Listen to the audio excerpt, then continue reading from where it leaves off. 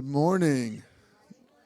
Welcome to West Valley Center for Spiritual Living. My name is Reverend Clyde Goings. I'm the assistant minister here, and we are glad that you guys are here on this beautiful Sunday morning. We are excited, or at least I'm excited, that we are moving to the cooler temperature now, and it's just a little bit, but it's coming, so it's on its way. So I'm really, really happy for that. So before I get started with all the announcements and wonderful things that are going on, we have one quick commercial to go first.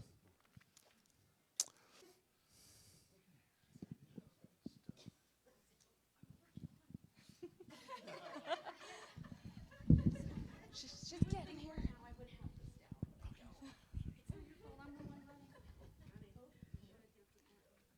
Okay, I'm ready. I'm here. You good? Yeah, maybe. All right. 4. Well, that's a bogey. Hi, everyone. It's Julie. And Kendra.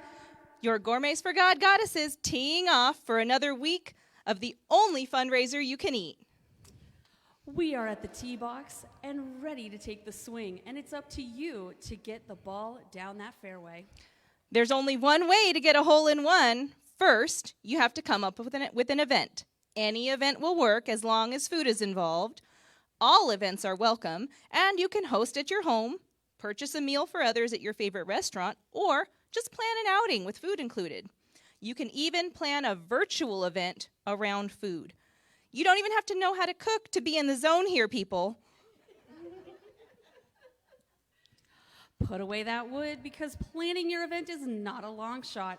Your event can be a spiritual discussion over desserts, a silent hiking day where the only sound is your guests' crunching trail mix, an art night with wine and cheese, a movie or game night, or even a spa day complete with nutrition-packed smoothies. Your event can even coincide with your favorite holiday or holiday theme. Now that's what I call a birdie. Hosts, pick a date for the event and drive it into your calendar.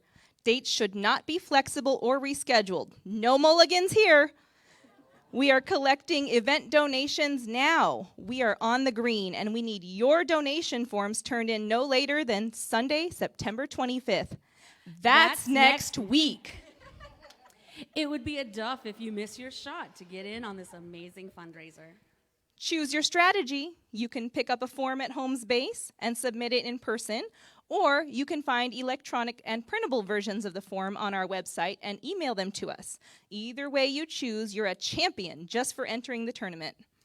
Legal disclaimer, hosts will not receive a green jacket for participating, but people will still be green with envy for missing out on the chance to create community and fun with their fellow community members.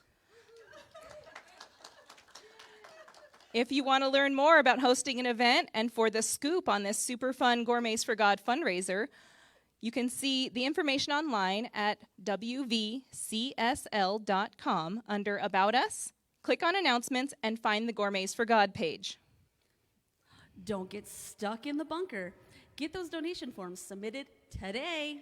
See you next week, and have a good round. Together we are big for fun.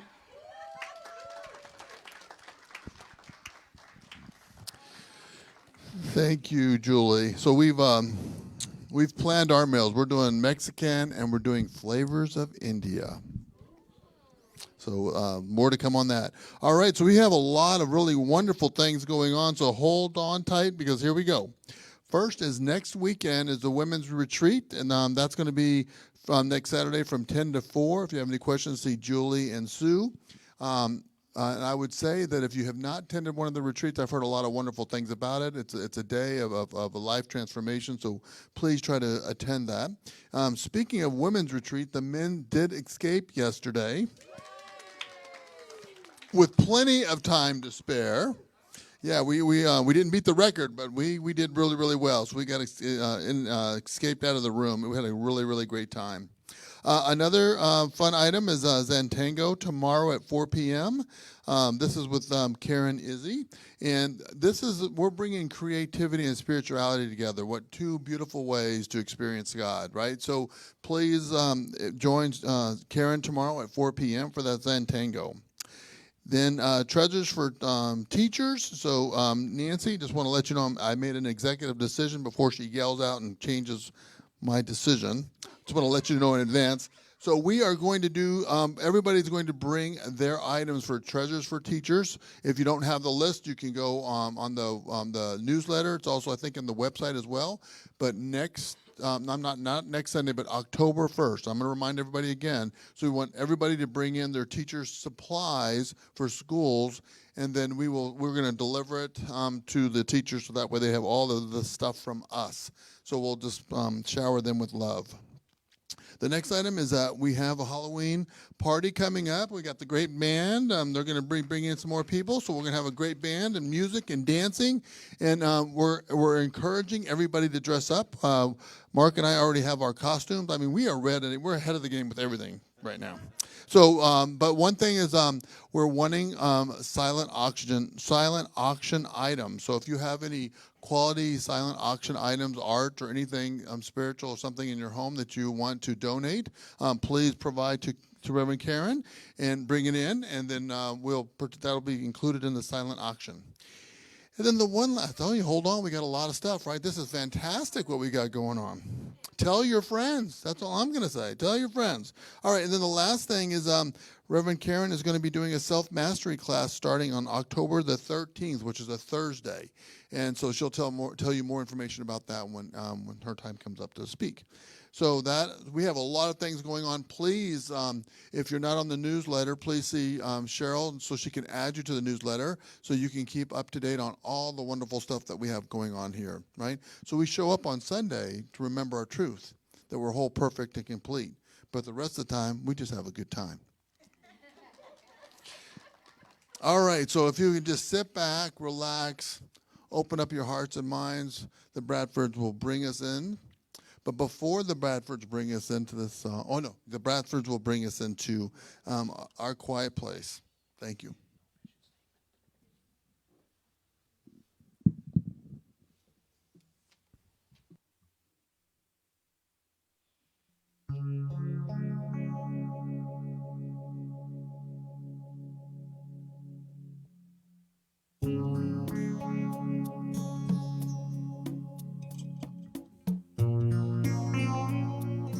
So just take a deep breath.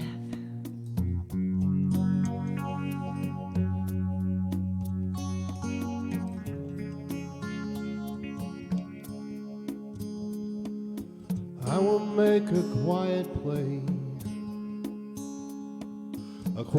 place within my heart. I will wait upon the Lord, wait upon the Lord. Be still, my soul, be still. Be still, my soul, be still. Be still and know.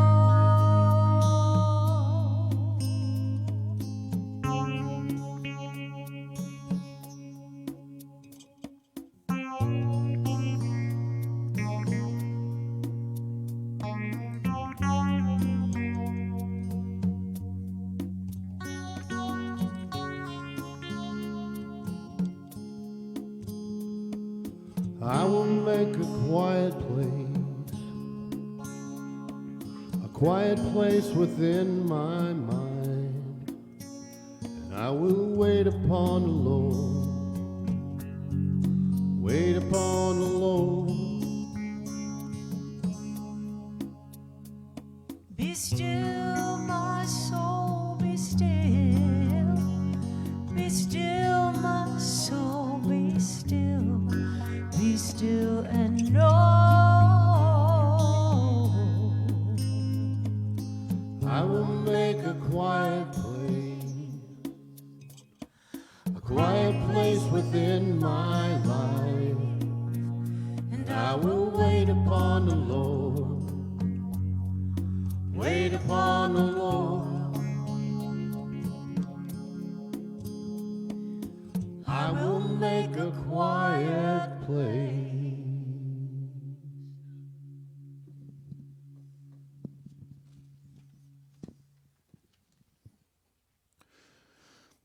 So as we move into this quiet place, we just allow ourselves to relax, rest, allow ourselves to open up to feel that loving energy that's present right here and right now, that divine spirit that is within each one of us, that is always present, always moving through us, in us, and all around us. We just relax into that seat, knowing that we are loved, knowing that we are supported, knowing that we are that individualized expression of God. And as we move through this day, we move through this week, we just recognize this truth, recognize the beauty of our lives, recognize the beauty of life all around us. Why? Because it's all God, because it's all good. So I'm so grateful that we come together as a community to remember this truth of who we are, to remember that we are experiencing heaven on earth, to remember that we are supported by all of our community members who are agents and angels of God that walk this path of life with us. So we are blessed, and we bless everyone in the world, knowing that each person is that beautiful expression of life. So we just simply call it good because God is good. And together we say, and so it is. So there's not going to be a reading this morning because I didn't bring one. But if you would go ahead and sing the song, thanks. So, did you know that Jiminy Cricket actually knows how to invoke the law? Yes, he sang the song in the movie Pinocchio.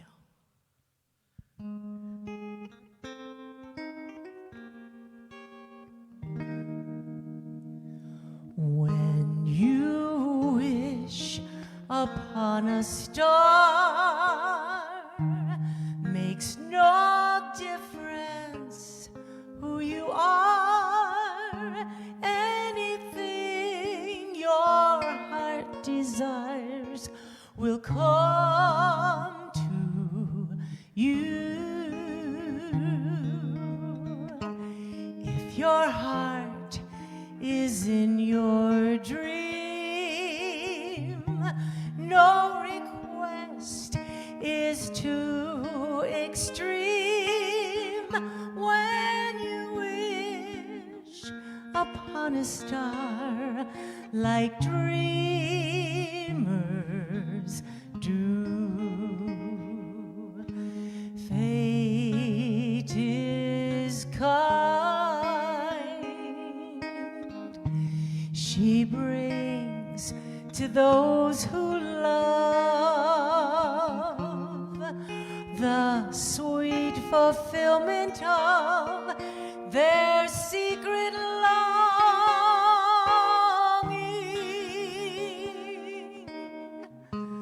Like a bolt out of the blue, fate comes in and sees you through. When you wish upon a star, your dreams come true.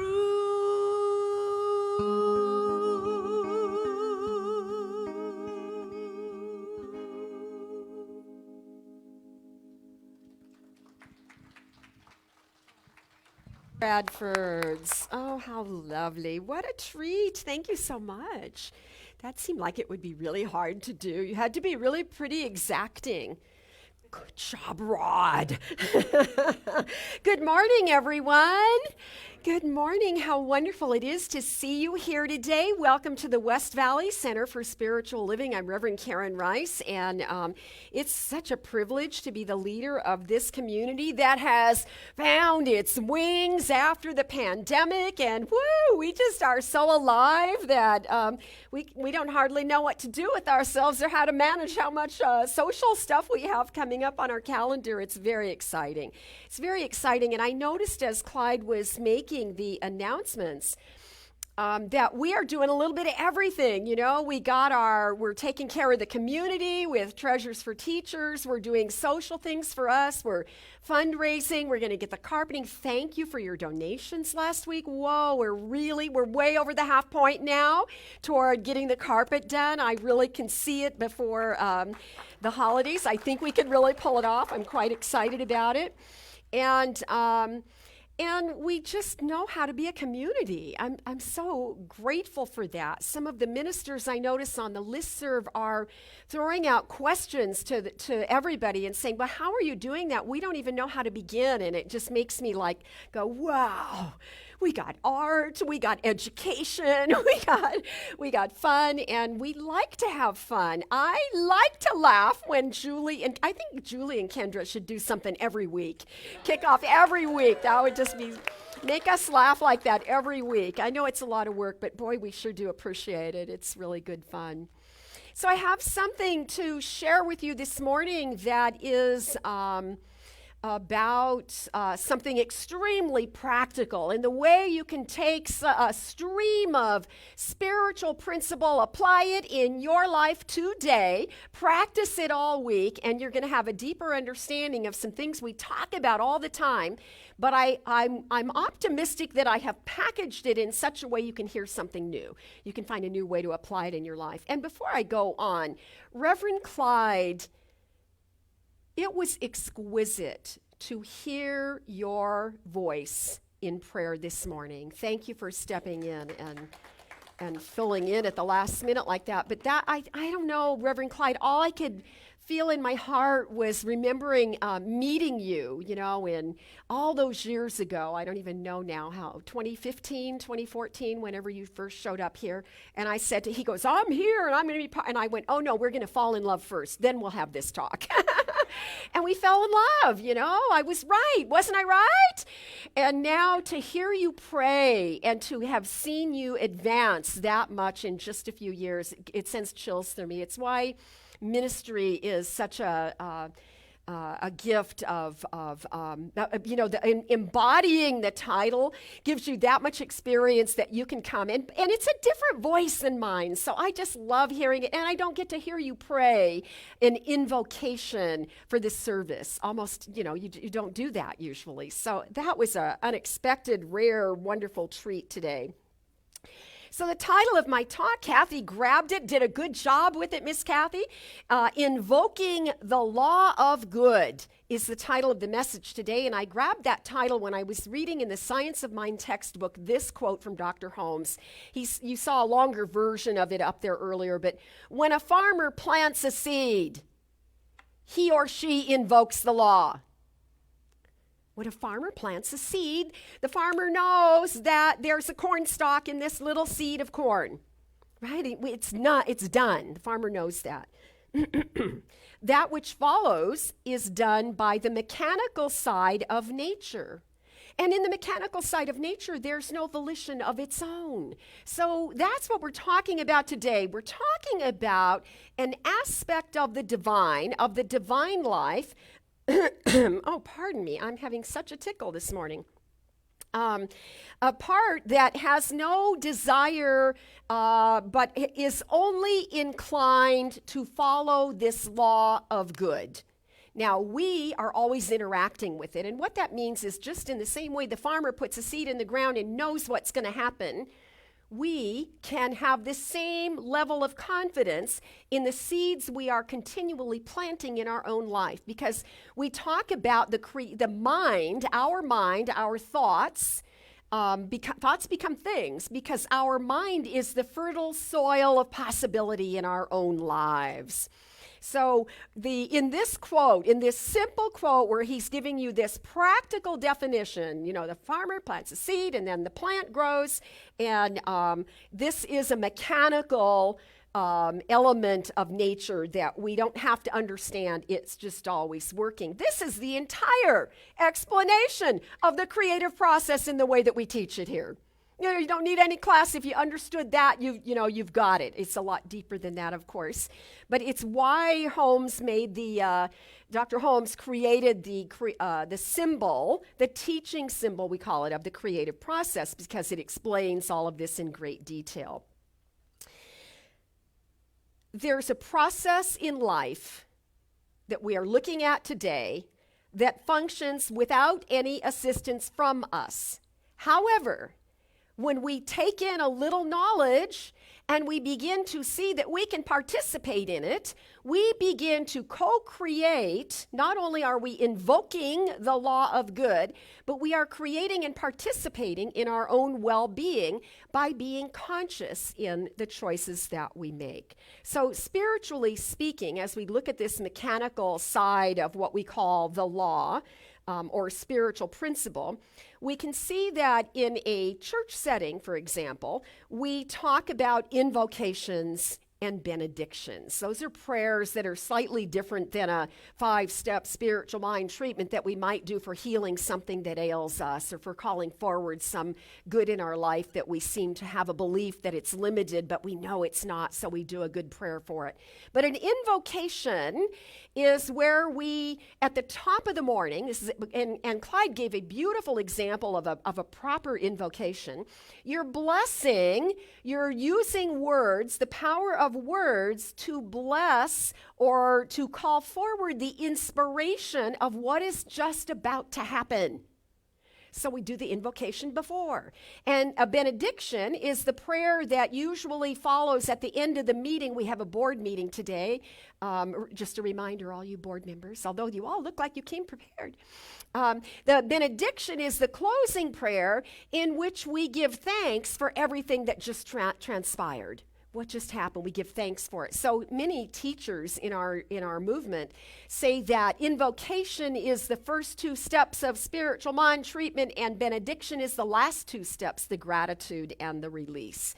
So we understand that all of that is an important part of the whole, but we're looking at the idea of what to invoke. What does it mean to invoke the law of good? We are in an invocation, we are attempting to evoke within individuals a feeling that matches the anticipatory energy we're trying to stir up. So in some certain faith, in many faiths, the invocation is invoking the presence of God, calling down the presence of God from heaven, but we don't do that because we teach that the presence of God is already here, and instead we are evoking within us that memory. So the invocation is the action we take for the success of whatever's about to happen, whatever we're trying to do. So now, if you talk about the farmer planting the seed and he's invoking that law of good, we see that he's taking an action for the success of the crop. Now, here's where it gets interesting. This is where I really had fun this week working on this.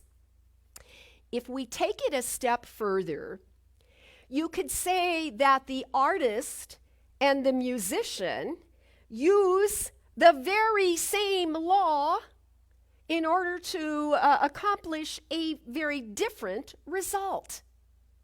So think about how art and music, how there is something that is not tangible, that the artist or the musician, they feel it, and then they think about it.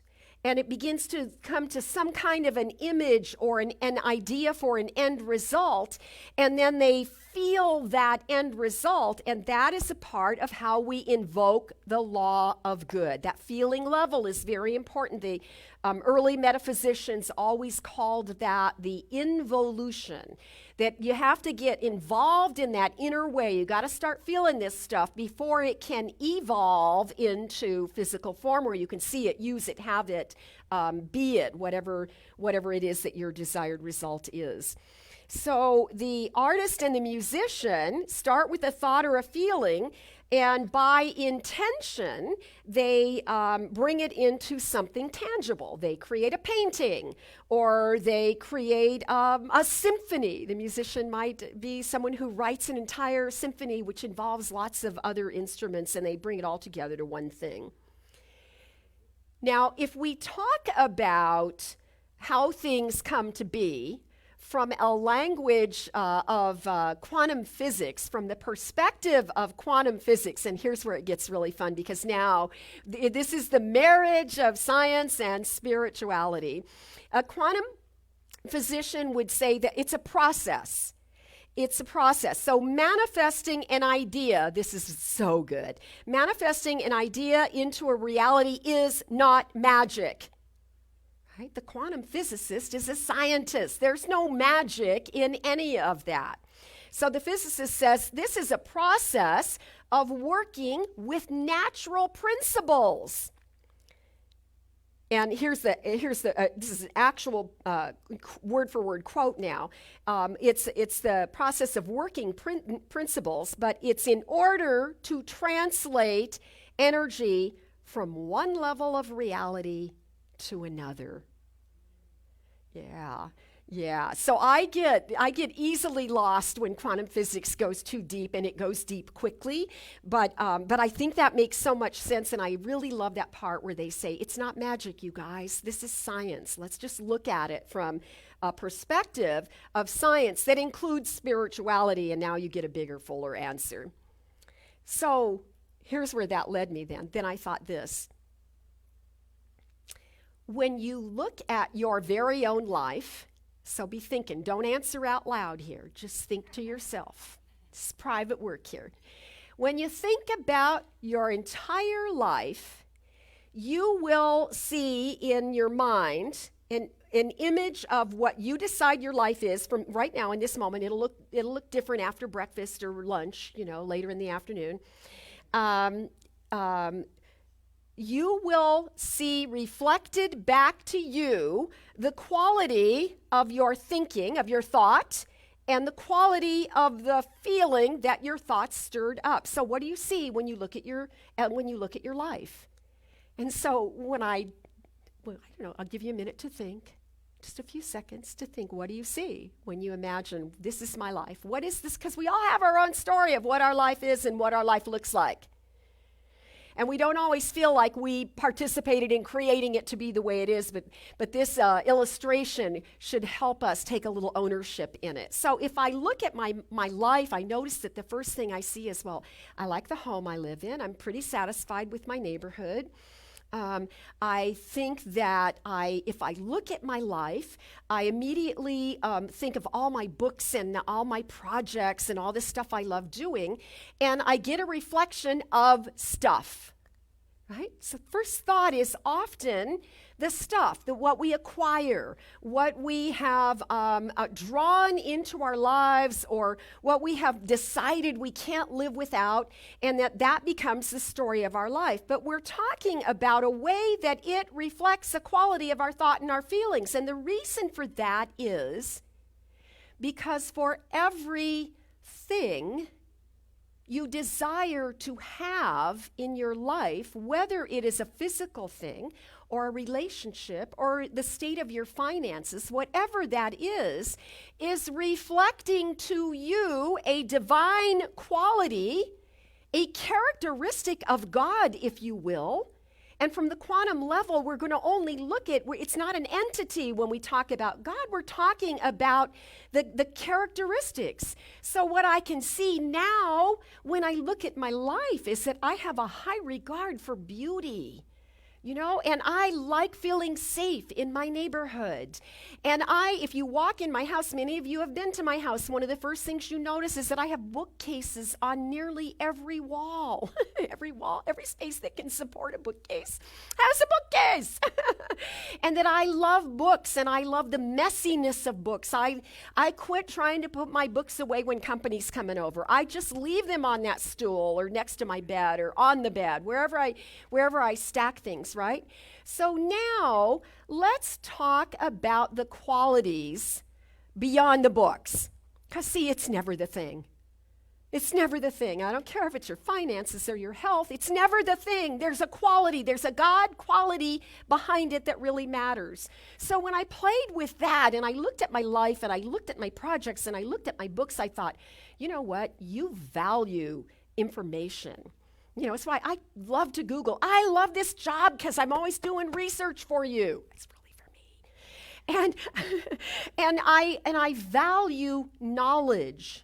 Because for me, that kind of wisdom that comes from study is the very thing that grows us.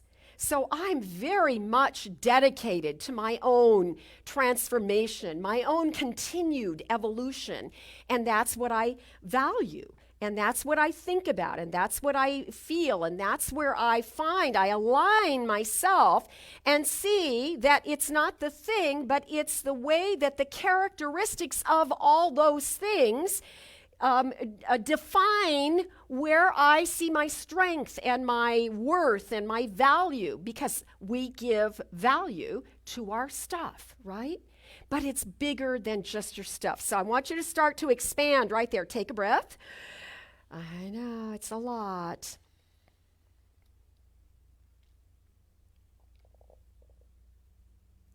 So let's go back to the artist and the musician and the farmer. Now, with that in mind, think of it this way. If we're examining the process, the artist thinks in color, right? Think about it. The artist, right? Lynn's an artist, right? Karen's an artist. Karen does also lines. Karen does Zentangle. She is certified Zentangle teacher. Oh, I'm so happy you're here at the church teaching classes.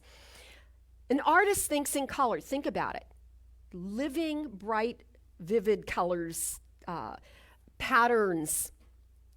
The artist is inspired by thoughts that have to do with bringing images of color and light and space and organizing it in such a way that those patterns can be expressed and experienced by someone else other than just the thought of it inside the artist. Think of the musician. The musician, I don't know how to put it into words because I don't have that gift. I long for it. But I think the musician must experience some kind of an inner movement that relates to all the ways the voice vibrates and the strings vibrate and the percussion sounds. And so the musician has something going on that's a song or a dance inside of them probably all the time. You probably think musically all the time, or more often than the average person. And so the musician is combining, let's say somebody is sitting down to write a symphony. Can you imagine? Can you imagine? Oh my gosh.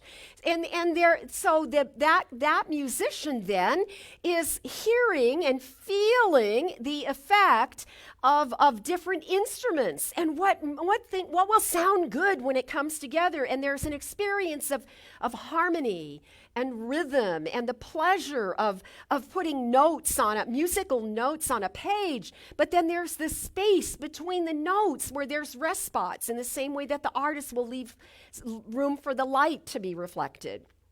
Now, when I translate that to the farmer, it's not such a good fit anymore because what the farmer does is very tangible, unlike the artist and the musician.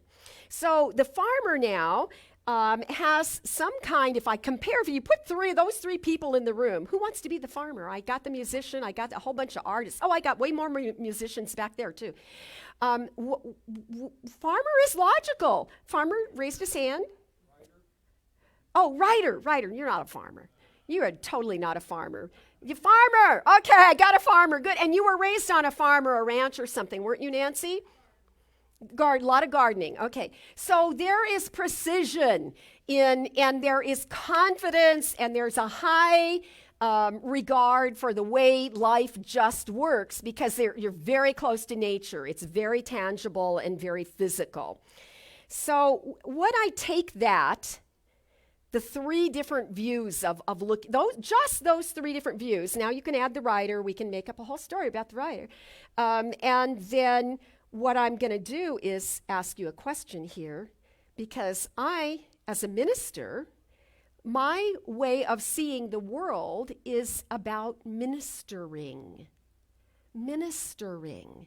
And so when I witness in the world all the conflict and all the confusion and all the divisions, what I now see is that you don't see it the same way I see it. And when I listen to the conversations around me or on Facebook or the news or anywhere, when I listen to those conversations, it is so to the top with sort of what I would call a doom and gloom kind of flavor. And so I realize, because my goal is ministering, that we have a collective call here to put some space, just in the same way the artist wants to use light and the musician wants to use rests, and the writer will use periods or other points of punctuation. We need to put some space between all of those thoughts so that we can remember, we can come back to knowing the truth of who we are, like Reverend Clyde said so beautifully in all of his discussion this morning. We want to come back to remembering the truth of what's possible based on just the divine truth of the spiritual life, aligning to the scientific, biological processes of life and all of it, and seeing the wholeness of it. And so it feels like the energy, the doom and gloom energy, feels lopsided to me. It feels lopsided, and to a lot of you as well. A lot of the empaths that are listening can feel it, and it feels heavy, and it feels scary. And what I want to say is, there are universal principles in place that support our well-being as we align ourselves to those principles. And our job is always the same. It is to invoke the law of good.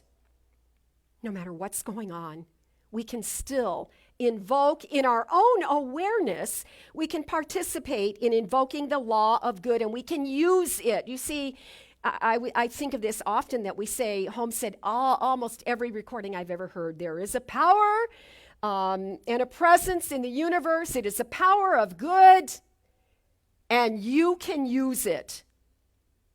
It's for us. There's something in the universe that's for us, and you can use it. So what does that mean? That means invoke the law of good in your life. Apply it in your life. Stop what you're doing. Stop seeing what you think you're seeing, and choose to add. It's not that those aren't facts, right? I'm not saying stick your head in the sand. But what I'm saying is, choose to feel the harmony of music. Choose to see the world the way Karen Izzy sees it. Look at these two artist women here sitting on these corners, and both of them are colorful, beautiful women that recognize the beauty and harmony of the artistic talent of the divine. I have said many times to my husband, his mother was a very fine oil painter. And she painted beautifully. And I said to him many times, like, God throws color around. If your mom tried to do that, somebody wouldn't see it as beautiful as the way God pulls it off, because God has a little more authority. So our job is to see it, recognize it, use it, trust it, open to it, claim it, be receptive to it, know it. Because when we do, we are calling more of that forward. More of that becomes apparent on the planet simply because you paused to notice.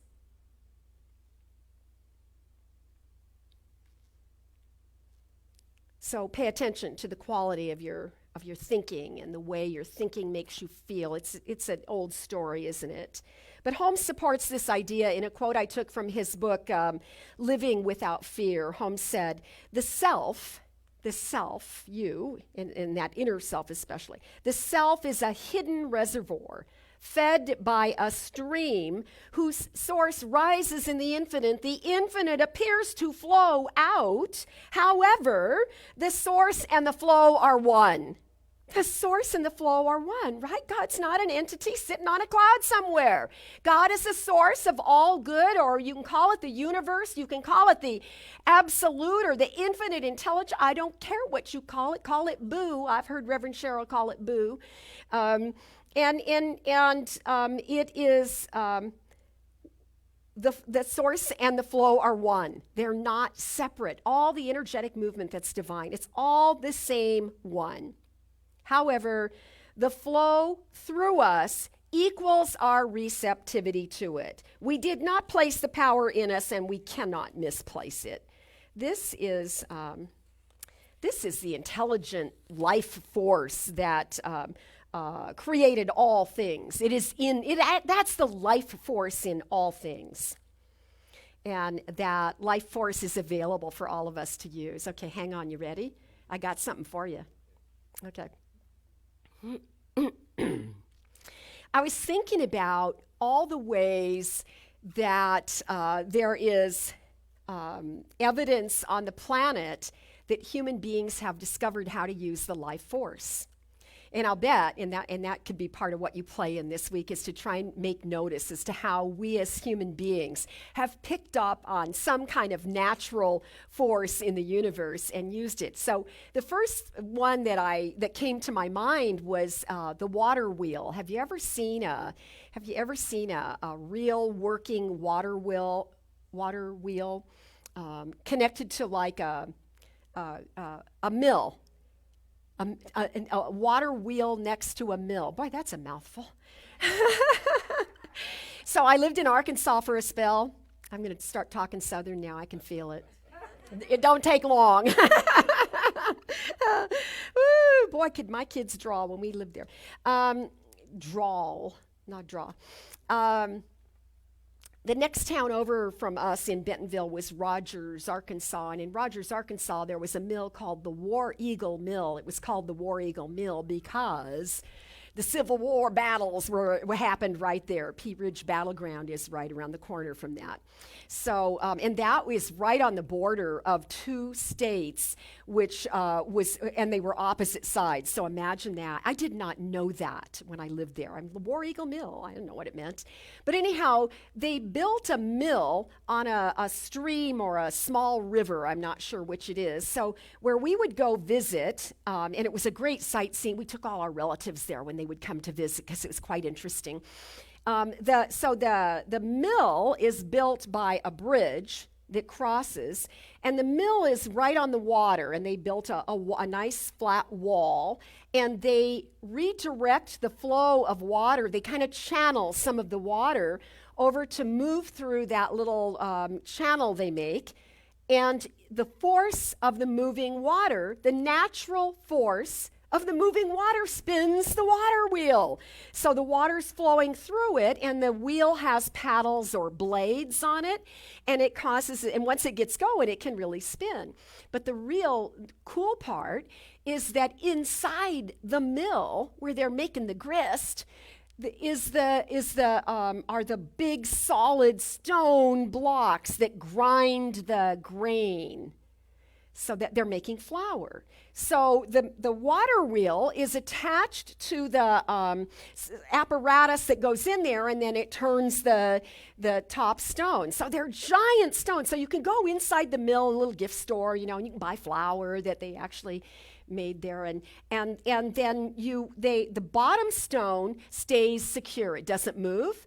The top stone can be moved up and down, and they put the grain down there. They lower the stone, and then the natural movement of the water wheel through all the little connections makes it turn, and voila, humankind created a much easier way to make grain useful.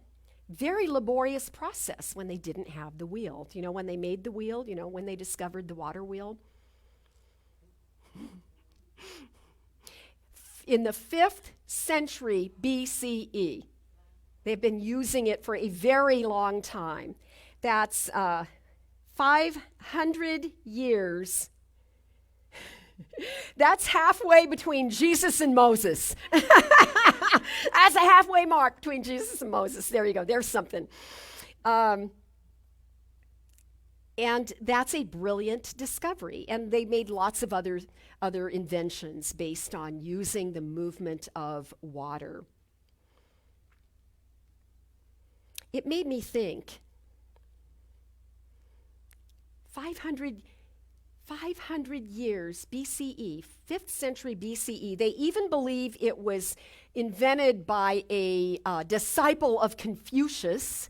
There's a little more, puts it in a time frame for you, if that means anything. And it makes me personally stop and think, how many more things have we discovered since then? Because that was like more than 2,500 years ago. What kinds of things have we discovered just from observing nature? And how many more things will we uncover in our future? See, we should never lose sight of that. That's why it's ridiculous to have a doom and gloom attitude and walk around as if it's hopeless. If anything is hopeless, because nothing is really hopeless. This is why Holmes always said, when you think about how much more is yet to be discovered, Holmes always urged us to envision an expansive future. So sometimes people say to me, but why do you keep saying my life should be better? I'm happy with my life. Because your life will be better. It's just the nature of life. You know, we can't help it. So don't we want to participate at some level? Holmes said this: you should forever increase your receptivity, continuously extending and expanding your comprehension of it. That's good. We should continuously, forever be invested in expanding our comprehension, our understanding of how all these things work, and how we can tap into it ourselves, how we can empower ourselves by invoking the law of good in our own lives. And so we do. We come here every Sunday. We talk about the same old stuff every Sunday.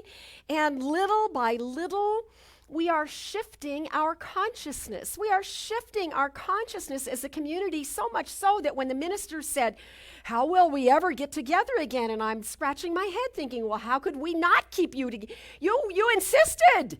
You guys all just came back and we created the space and you said yes to it. So you can see that there's a consciousness of those who have rejoined, created some sense of normalcy in their lives, and others who are really comfortable in their new sense of normalcy. And all of us can still be one big spiritual community. The one thing that saddens me is that when old people come back that haven't been here in a long time, and they don't know most of you guys. Isn't that something? And I keep telling people that's because every minister, not just CSL, all the ministers are saying the same thing. It's like, yes, we don't know everybody. It's a new culture. We don't even know, we don't even know what our culture is yet because it's so new. And that has never happened in the history of church, at least. Well, I guess it would have happened, but not in anything in our frame of reference, nothing we could relate to personally, and that's really exciting. The men had, how many men did you have? 8? 8 men got locked up in a room together. I don't know. They were pretty confident in the law good, huh? They were pretty sure they were going to find their way out. And I'm astounded by that because normally it's the women that congregate and get together easily, And so what a great testament that is to what's happening in the consciousness of our community. And I'm so grateful the women will be having an event this weekend, Julie? This coming weekend? Okay. So, yeah, we stretch our minds. We continue to be open to the fact that we just do it little by little. What I desire to accomplish next week was not even on my radar last week. Right? Think about it. Life is that big and so many things possible. And as I do me, as I do my work in stretching my own possibilities, now I have contributed to the shifting consciousness of humanity in a positive way, because we can only do it one mind at a time. So I do me, that's my goal. And then I stand up here and talk about it on Sunday. Okay, I found this other thing. Okay, Rod, I got another one for you, Rod. Got another one for you. I stumbled on this, something new. I read this week about biomimicry. Have you heard of biomimicry? Oh, there's an actual organization called the Biomimicry Institute. And the only thing they do is study designs and patterns in nature to get new ideas. They want to emulate, their only goal is to emulate the brilliance of nature. They want to copy it, they want to plagiarize it, and it's all okay, it's free, because God made it. It's free for all, anybody can tap into it. So their theory is that nature has already solved, in all the years, nature's millions, billions of years, that nature has solved so many problems that we could benefit from figuring out how nature got around some of those problems. So they study that. They look at animals and plants and microbes, and they call them the consummate engineers, that for billions of years, animals, plants, and microbes have been doing research and development for us. Isn't that great? And that they believe nature has left us so much info. And in addition to that, they study life as it is now in the natural world. And they unravel the secrets to survival. That's one of their themes. So I looked it up. I got real excited about it. I went, biomimicry, this is really so interesting. Don't you think it would be fun to be me? Kind of in an odd sort of a way. I knew it would get worse when I started living alone. I knew I'd go down that rabbit hole. Where is he when you need him? Just kidding, don't show up. I wouldn't be very comfortable. So things like, there was this really great long list and long stories, but I want to tell you just three things that I could narrow my list down to. Three things that happened because of the science of biomimicry. We discovered how to ventilate buildings. We understand ventilation systems from the information that came from studying termite hills. Termites, right? They have created complete, entire ventilation systems based on something a little pesty, naughty little insect does. Velcro, do you remember the story of how Velcro got invented, discovered, created? A man who was always pulling burrs out of his dog's fur. Right? Everybody that ever had a pet knows about burrs in the dog hair or the cat fur. And he would take the burrs and he would hold the magnifying glass up to the burrs, and he thought they were so interesting, and he noticed they had the little hooks on the end, and he studied them, and one day, because that's what he was thinking about, thinking drops into some feeling, some potential pops out, and he has this idea for Velcro, and I have a feeling we're almost to that point where we won't remember not having Velcro in our lives because it's so handy. And the bullet train in Japan, the bullet train? The bullet train is that white train that has that really smooth little nose on the front of it. In Japan, they actually studied the bird, the kingfisher, has a really long beak that's curved at the end, and they saw that it was aerodynamic, and they had this vision. Somebody decides it would make for a train, and do you know that the trains go 10% faster, they're quieter, and they use 15% less energy because they studied the birds. They took the science from the birds. So the list is really long. If you don't have anything to do, it would be a fun thing to. Somebody should make a Netflix thing on it. Then we would all watch. We could. What do you call it? We would stream it or binge it. We could binge watch biomimicry. Okay, I would binge watch biomimicry. So again, I ask you, what's left to discover that nature has blatantly put in front of us that we just haven't noticed yet? that we can incorporate the life force that's already there, and we can use it, and we can, align ourselves to it and be receptive to not only that information, but then applying the benefits of it in our own lives. Scientists and inventors are always invoking the law of good all the time. And I wanted to say to you that when I think of how we can use this in terms of the doom and gloom and the naysayers in the world and our own fears, the things that we worry about that are in the news, I think about, I remembered this article. Now, this is somebody that loves me a whole bunch, bought me this book as a gift.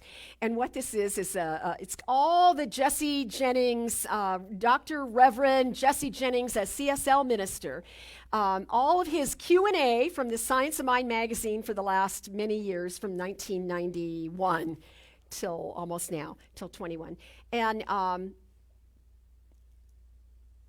I found this one, and somebody asked him, and I actually remember reading this because it's so relevant.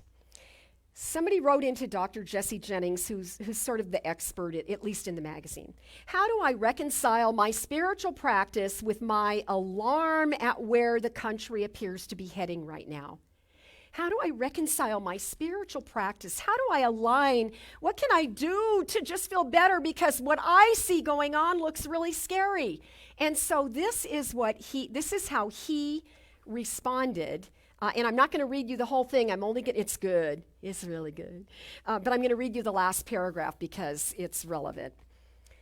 Whatever repair you feel society needs to undergo, imagine that it's already happened. We can do that. We can do that. We are skilled. We are trained in this. Imagine that it's already happened. Describe to yourself the world as beautiful and workable and hospitable, and then carry that vision into all your actions that follow. In other words, put that in your mind and carry it with you through your day, and then everything you see will look a little different. Notice that the great reformers and the activists of the ages, while demanding change, some of them are very angry, right? We wouldn't think about it, but listen to how he interprets this. Notice that the great reformers and activists of the ages, while demanding change, they filled their speeches and their writings with images of the world after its healing into justice, equality, and mutual respect. Those images drove them. They gave them zeal, and they kept them refreshed through every setback. Return regularly in your own mind to that scene of the peaceful planet that your heart tells you is possible. These are really beautiful words. I'm going to see if I can have Kay make sure that last paragraph gets in the newsletter or on the Facebook page. See, I think of, you know what Martin Luther King's great success was? They did not have we didn't text or have cell phones, and yet he throws a rally, and how many people showed up? 250,000, like that. People are everywhere, and people are standing for a cause, and his appeal was that he did this. He talked about it. I have a dream. And then we do this song this morning. So what is your dream? Think about it that way. Spend time every day. What is your dream for a healthy planet, for a secure world, that the world is not, the earth itself is not only healing in those environmental and ecological ways, but that us as human beings are finding ways to heal the things that keep us separated from each other, healing the rifts in our divisive thoughts about how we have to go about it. Instead, we have a global heart statement that we support, that we do believe in a world that works for everyone and every living being. So we take that And we stand in that and we reflect on that. We pull it into our consciousness so that we might be a part of how it is brought forward into form on this world, because we are invoking the law of good when we do that. And that's what I wanted to say today.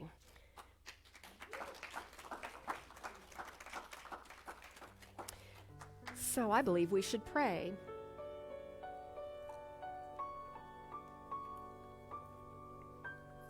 So find your Zen space. Get comfortable where you're seated. We just let all the words just flow around this room and drop wherever they may, but we keep our hearts and our minds open to the gem of truth that was spoken just for ourselves this day. We grab that truth. We hold it close to our heart.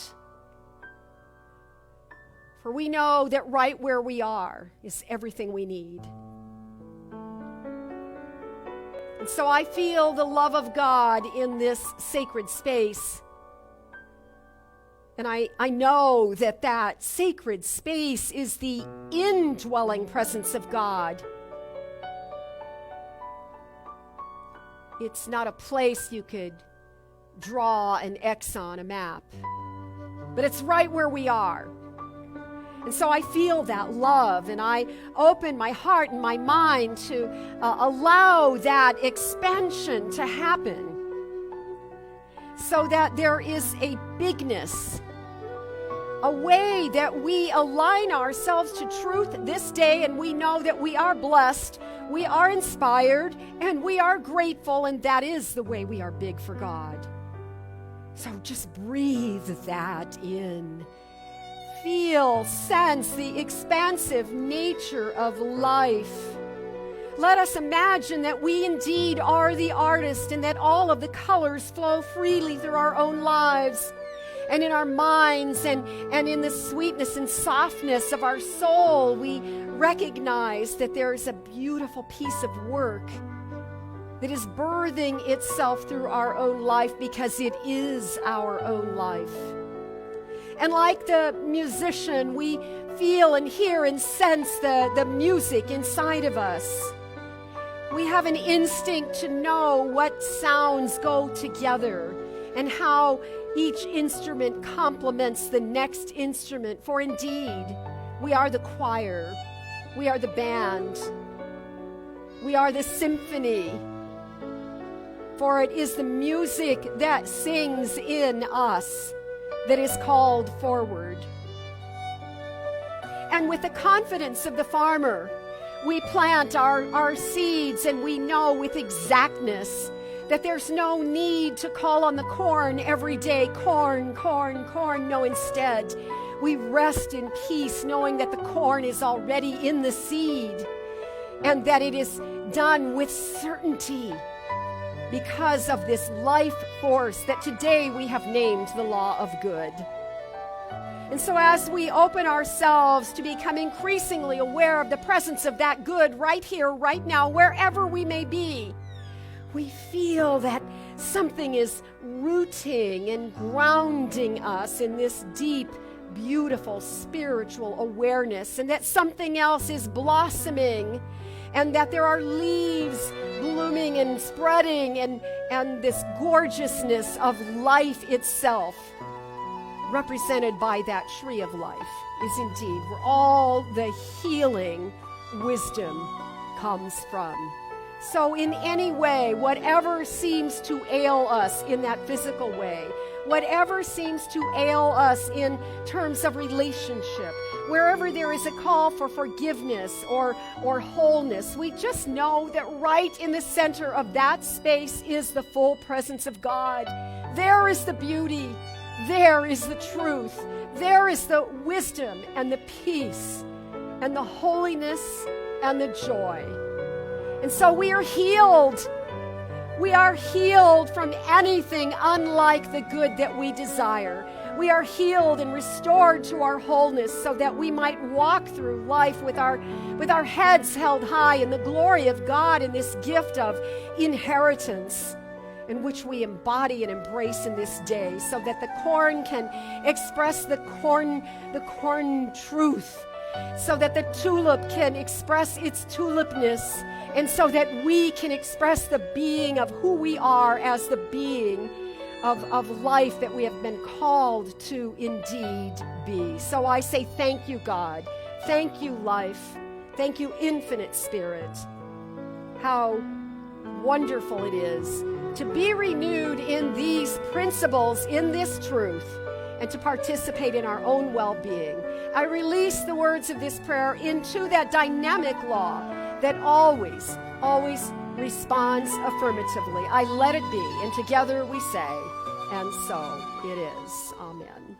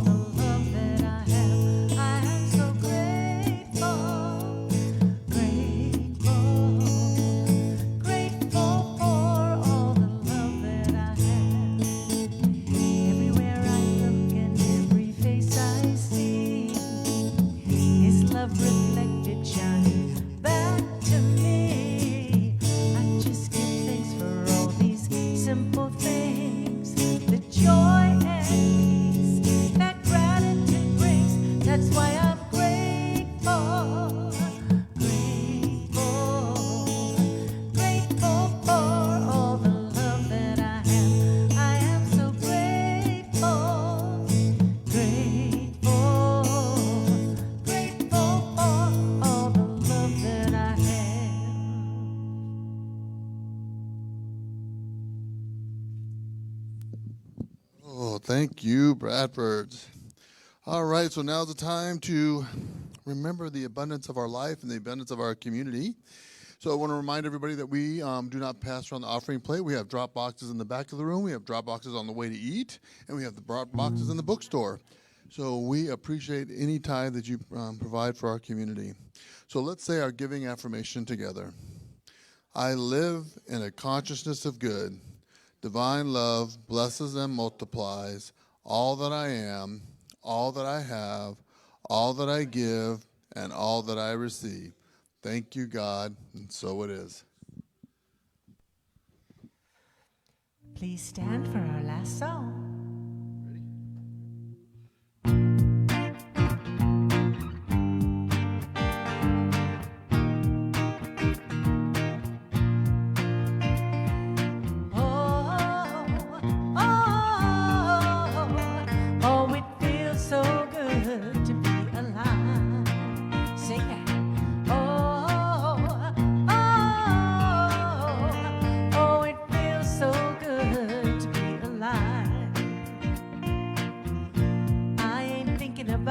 Problems, I'm living now,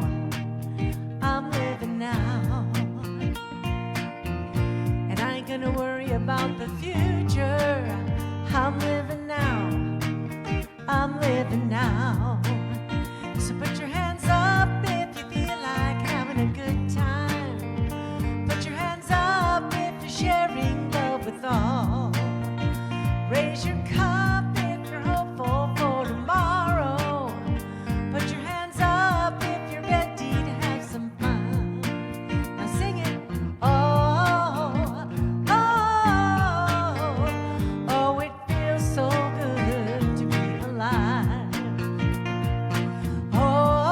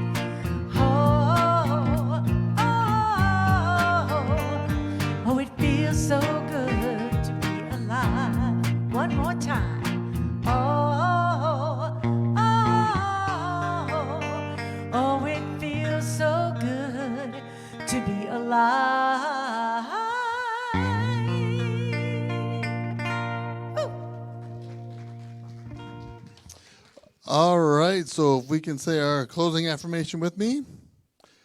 I am pausing to recognize the presence. And evoking the law of creativity. To experience more good in my life. And so it is. Amen. Thanks for being here, everybody. Remember, pray often, love much. More details about the upcoming class next week.